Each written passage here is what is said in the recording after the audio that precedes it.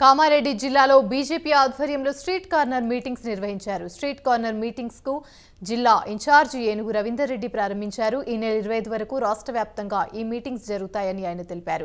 కామారెడ్డిలో ఖాళీ స్థలం కనపడితే అధికార పార్టీ నేతలు కబ్జా చేస్తున్నారని ఆయన ఆరోపించారు.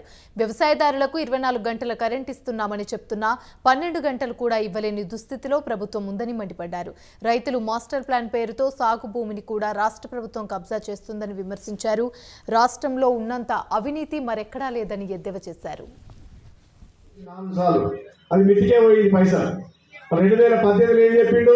2018లో మళ్ళీ ఒకటే పని చేస్తా అని చెప్పిండు. ₹1,00,000 ఒకటే పని చేస్తా అని చెప్పిండు.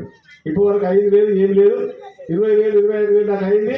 75,000 దాకా ₹1,00,000 దాకా ఉన్నాయి. ఒక్కరికి రుణమాఫీ కాలేదు. 24,000 కోట్లు అయ్యేది ఉంటే 1,800 నుంచి 2,000 కోట్లు మాత్రమే. ఇంకా 22,000 కోట్లు రుణమాఫీ చేయాలి. ఎలక్షన్ వచ్చింది, ఎప్పుడు చేస్తాడు? అందరూ డిఫాల్టర్ అయిపోయారు. రుణాలు తీసుకున్న మొత్తము డిఫాల్ట్ అయిపోయి ఎంపీ అయిపోయి ఎగవేతదారుల కింద బ్యాంకులు మనం డిక్లేర్ చేసారు.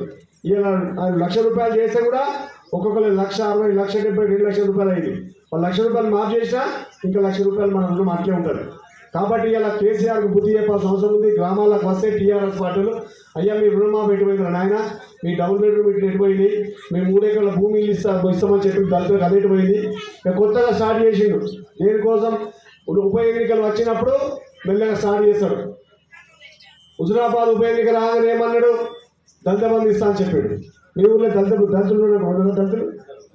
వచ్చిన దళిత బంధు వచ్చిందా?